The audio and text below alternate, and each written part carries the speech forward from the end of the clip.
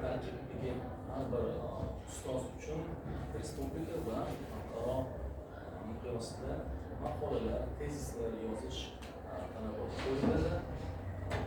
Maktab yoki universitetda ishlash davomida sizlar respublika va xalqaro tezislar va maqolalarni yozib borasizlar va bu uchun sizlarga band qo'shib boriladi. Nafaqat o'qituvchi professorlar uchun kerak, balki talabalar uchun ham muhim. Sababi hozir talabalik davrida maqola chiqarib borsanglar, xalqaro respublika konferensiyalarda aminmanki kontrakt hamda byudjet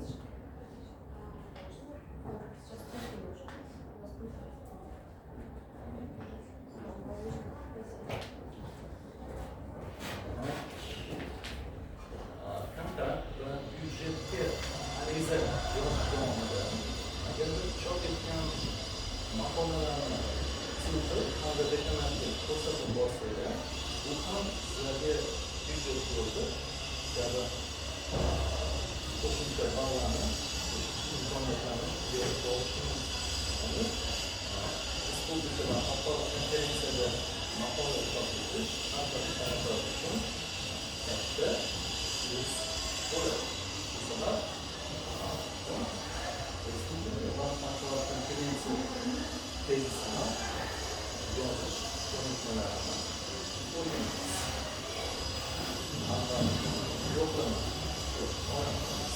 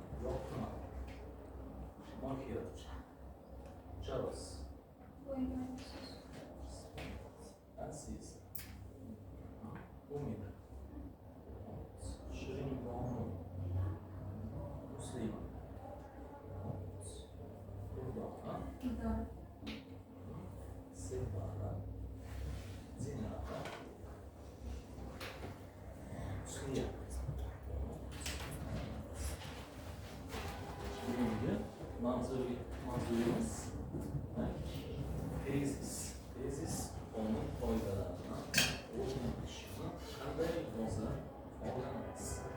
Demak, birinchi foydasi. Tezis bu kichik maqola hisoblanadi. Yozib olamiz.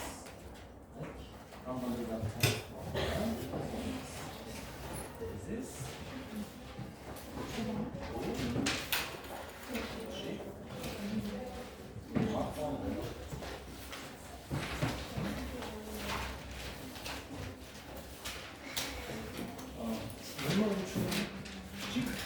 çünkü maksimum 3 ve 3 doğru geçmem var.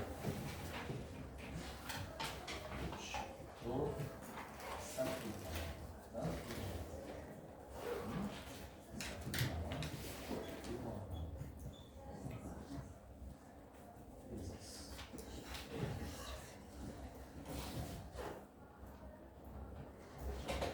bilan bu ilmiy maqoladan farq qiladi. Chunki ilmiy maqolada 6 ta 9 ta betdan bo'ladi. Ya'ni ilmiy maqola kattaroq hajmga ega. Demak, kichik maqola ekan. Maqola bu nima? Maqola bu muallifning shaxsiy mulohazalari, dunyoqarashi yoki biror bir tadqiqot ustida olib borgan natijalarini namoyon etish demakdir. Bu tarixni yoz qolamiz. Maqola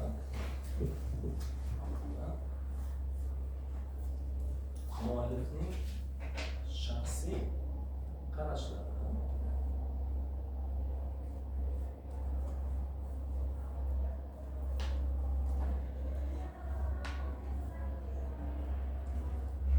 olib borilgan tadqiqot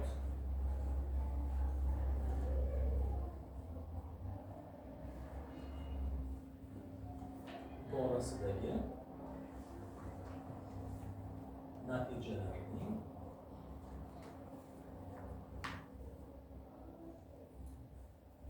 namoyon etishidir.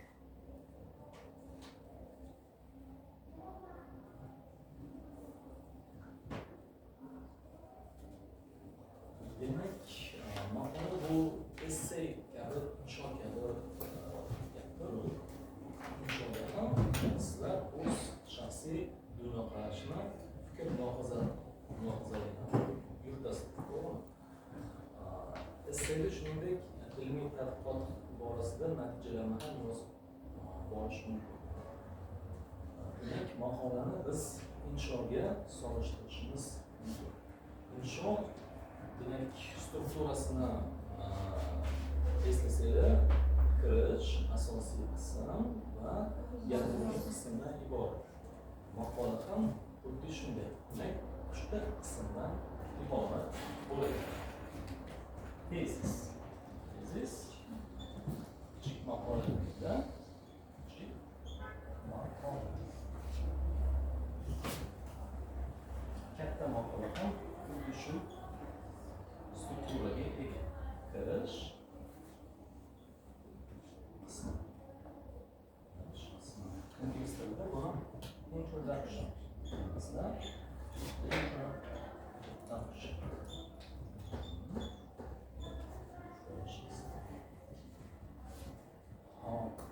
Kirish qismida, maqolada kirish qismida nimani yozamiz?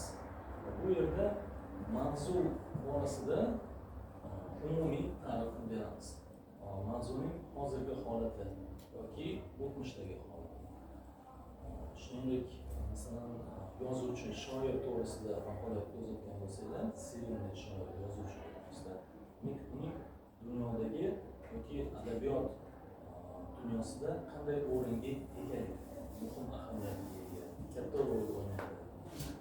Demak, adabiyot janrini rivojlanishiga katta hissa qo'shgan kabi umumiy gaplar bilan kirish qismini yoritasiz.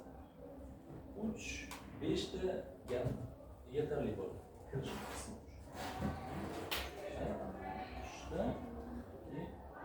5 ta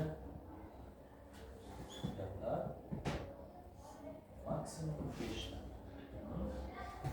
3 sentences. Umumiy ta'rif yozamiz. Umumiy ta'rif beriladi. Mavzu umumiy ta'rif beriladi.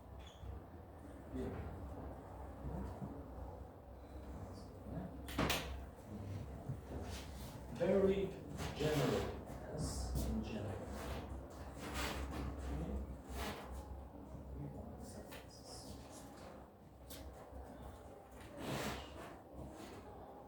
Masalan, misol keltiraylik, Alisher Navoiy.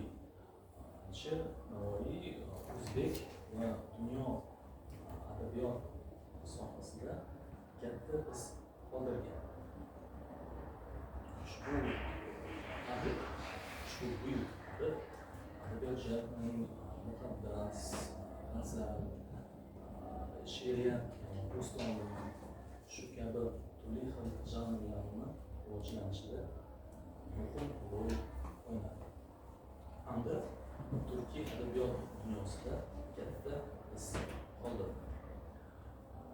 Uning bir necha g'azallari hamda Hamsa kabi asarlari dunyoning ko'plab ta'lim muassasalarida o'rganiladi. Bunday gaplar keltiriladi. 5 ta filmgacha yetarli. Demak, keyingi qism bu main body, asosiy qism bo'ladi. Asosiy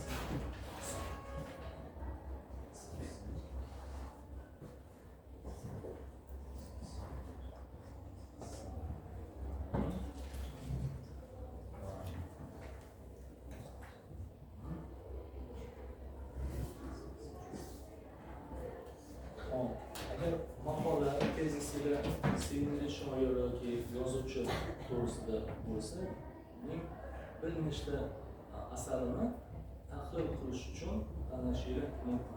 Eng sevimli bo'lgan ikkita yoki uchta asar, masalan Hamsa yoki bir nechta g'azallar hamda ushbu g'azallarning asosiy ma'no mazmuni nimadan iborat, shuni yoritib borishingiz kerak bo'ladi. Ya'ni mavzuning ichiga kirib borasizlar. Detallar, tarix va asosiy jihatlar. Main points, key points, main ideas.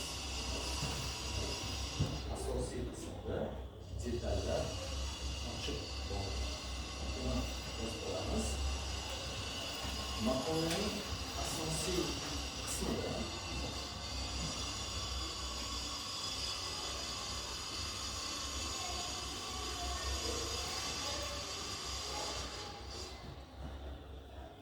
tanlangan mavzuning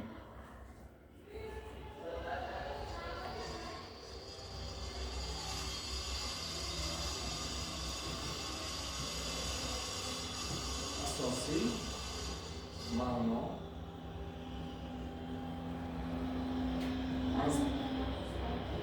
tanlangan mavzuning asosiy ma'no mazmuni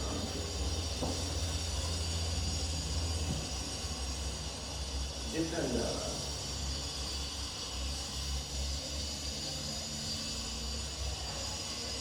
tarifi,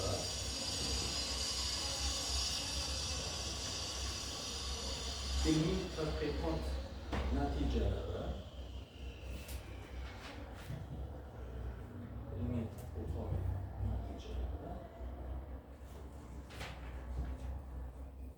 yoritib boriladi, tahlil qilinadi, ya'ni analiz qilinadi. Bilasizlar, analiz so'zi juda qiziq ma'no mazmunga ega. Analiz degani bir butun qismni mayda qismlarga ajratish hamda har bir kichik qismni, kichik zarrani batafsil o'rganish. Masalan, poliklinikaga qon topshirish analiz berasizlar, qon tarkibini. Hamda ular mikroskopda qonni o'rganishadi. Qanday ular qonni trombotsit, leykotsit qismlarga bo'lib, ushbu trombotsit, leykotsitlarni darajasi ko'payganmi yoki kamayganmi, har bittasini kichik komponentlarni o'rganib chiqishadi. Va agarda trombotsit, leykotsitlar oshgan bo'lsa, u qandaydir kasallikdan dalolat berishi. Analiz, tahlil shuni anglatadi.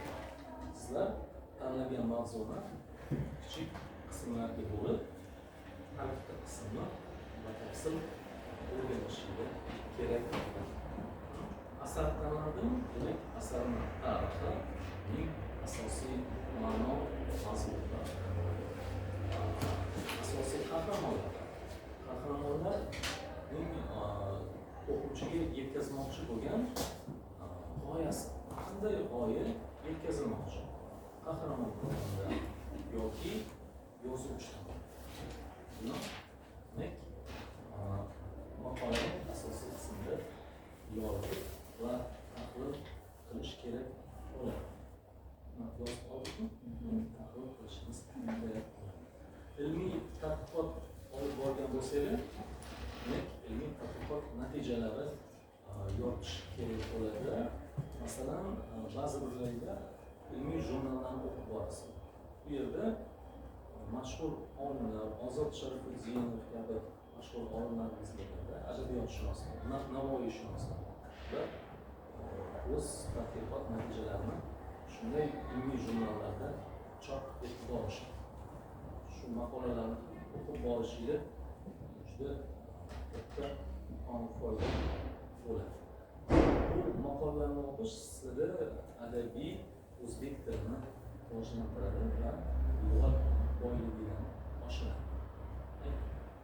Nafaqat inglizcha kitoblar, balki o'zbekcha adabiy kitoblarni o'qishni to'xtatmasligimiz zarur. Ushbu sohani egallaganingizda ingliz tili pedagogi, sizlar nafaqat pedagog, balki tarjimon sifatida ham ishlab borishingiz mumkin. Shunda adabiy ingliz tili bilan adabiy o'zbek tilini ham bilish kerak bo'ladi. Tarjima borish uchun adabiy kitoblarni o'qishni to'xtatmasdan ingliz tili. Bu asosiy qism tahlilga borishimiz. Yakuniy qismga o'tamiz.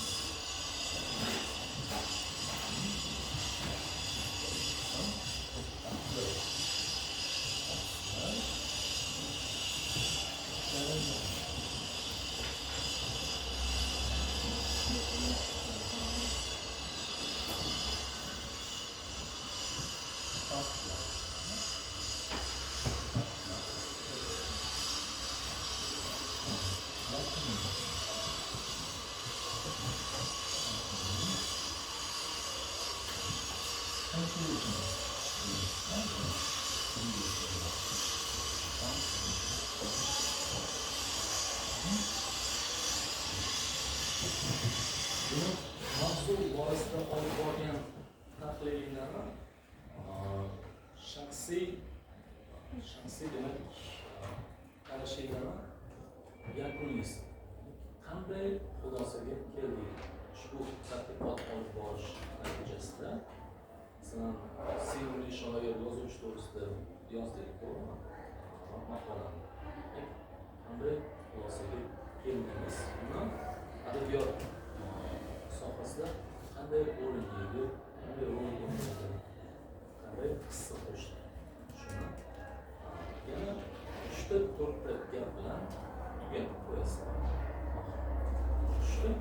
3-4 gap, sentences yetarli bo'ladi. Yakuniy xulosa. Ingliz tilida buni summarizing the opinion. Summarize your opinion on the topic. That's awesome.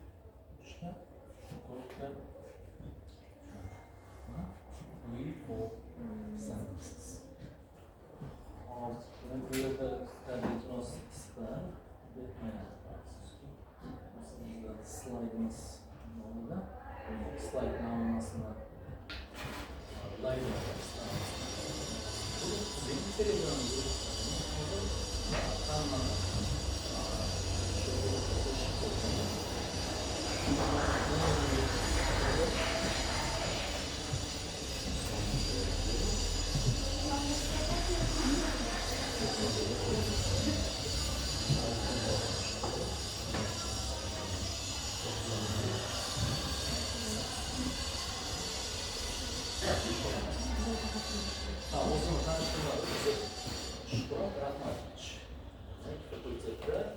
ingliz tili fanlari bo'yicha dars olib boramiz.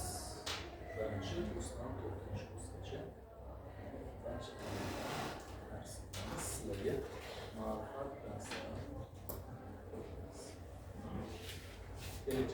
balki keyingi semestrga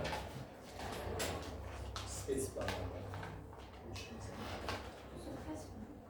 Bu ma'rifat darsi. Shunday nomlashuvli ma'rifat darsi. Qaysi biriga maqola yoki tezis yozgansiz? Siz yozgansiz. Respublika yoki xalqaro konferensiya. Respublikada tezis bilan chop etilgan. Molodets. Xalqaro konferensiya. Tezis chop etdingiz. Sizlarda 12 ma bor. Ilmiy rahbariylik bo'lgan.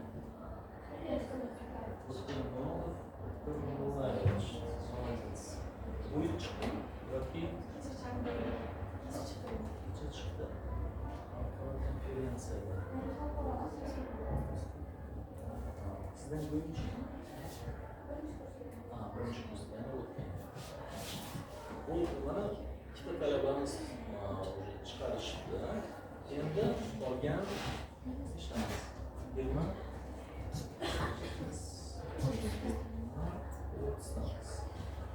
28tamiz. Har birimiz tezis. Yaxshi. Sizlar yana bittadan chiqamiz. Demak, har birimiz maqola chiqaramiz, tezis chiqaramiz. Bu sizlarni byudjetga ariza berishdi. Kelasi o'quv yili oxirida katta plyus bo'ladi. Bu chop etgan maqolani tutorlarga ko'rsatiladi. Albatta bu sizga plyus bo'ladi. Juda katta plyus. Hamda ota-onalar ham juda xursand bo'lishadi. Farzandimning birinchi ilmiy ishi. Maqola bu ilmiy ish hisoblanadi.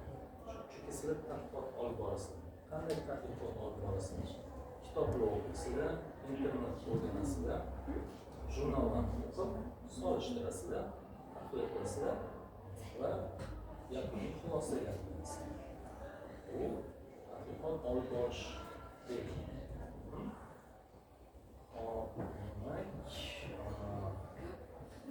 Vazifa qanday vazifa?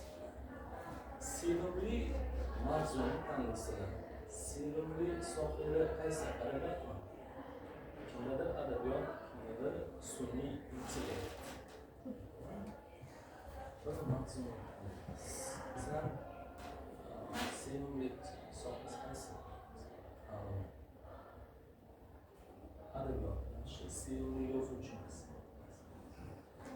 Navoiy. Yaxshi, bunda sizga vazifa. Keyingi shanbagacha har birimizga vazifa qo'yamiz.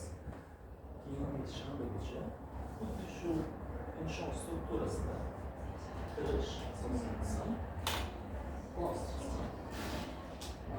Word, Microsoft Word dokumentida maqola yozib kelasiz. Shaxsiy dunyoqarashingiz qanday? Internetdan biroz foydalanishingiz mumkin. O'zbek kitoblari bor, o'zbek darsliklari bor. Bundan foydalanishingiz mumkin. Qaysi tillarda yozish mumkin? Maqolalar, tezislarni ingliz, rus, o'zbek tilida. Uchta tilda yozish mumkin. Rus, o'zbek, ingliz tillarida yozishingiz mumkin. İngiliz tilida yozmoqchi bo'lsanglar, ingliz tilida yozinglar. Qabul qilinadi. Lekin siz qaysi shoirsiz? Navoiyda. Yaxshi. Demak, Navoiy bo'yicha tezis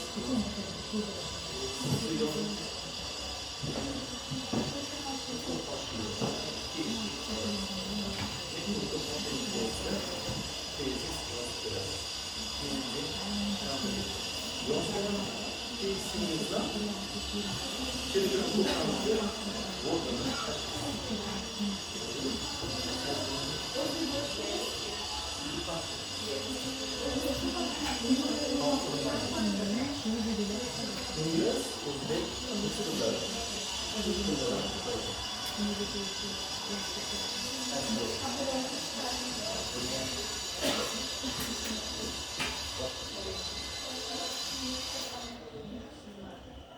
Adabiyot bo'lmasligi ham mumkin. Masalan, ingliz tili o'qitish muammolari. Muammolar to'g'risida xohlagan mavzu. Asosiysi yangi shanbagacha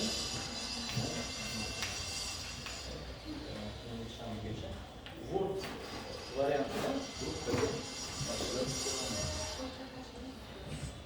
boshlab o'zbek va ingliz tilida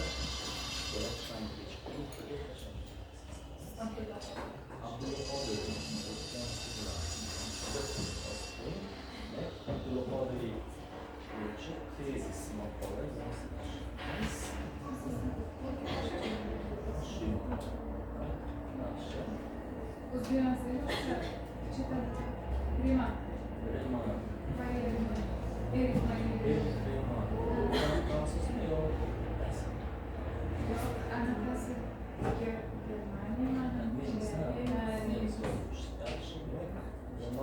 bo'yicha tezisni gruppaga tashlab qo'yasiz.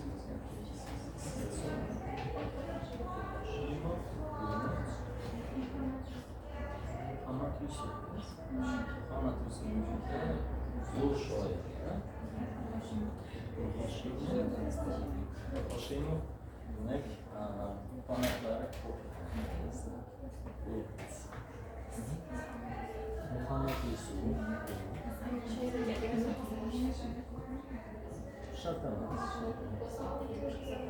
ingliz tilini o'qitish, how to improve listening skills. Ingliz tilini o'qitish bo'yicha psychology juda yaxshi. Okay. Demak, kelishgangacha gruppaga tashlab qo'yamiz. Word file.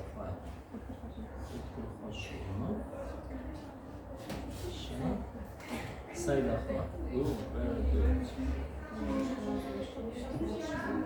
Boshqa mavzu.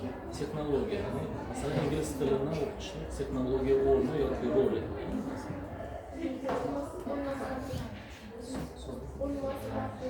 Undan Umarbek. Demak, Word faylini gruppaga tashlab qo'yamiz. Jonathan Swift. Buyuk Britaniyalik adashmasam. Yaxshi edi. Shunda qiziqarli nima? Молодец.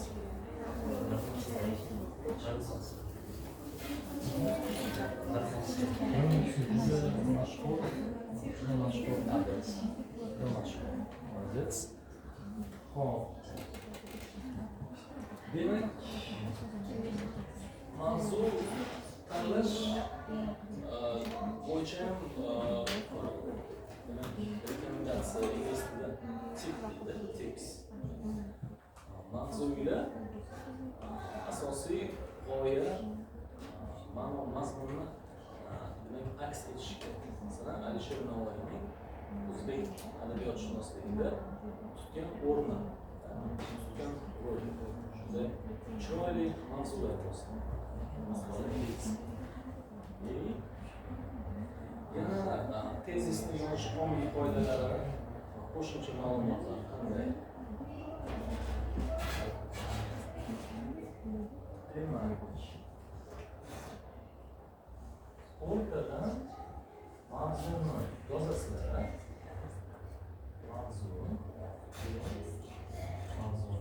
o'rtadan yozsangiz, dokument o'rtasidan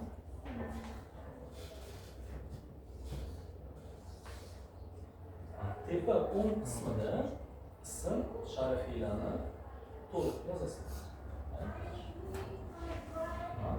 Familiya,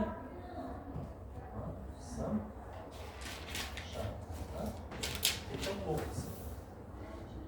Demak, qaysi kurs talaba yozasiz. Ikkinchi kurs talabasi.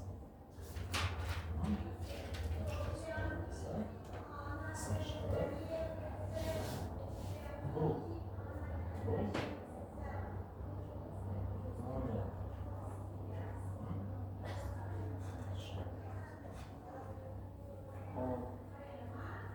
universitet, O'zbekiston Milliy pedagogika universiteti.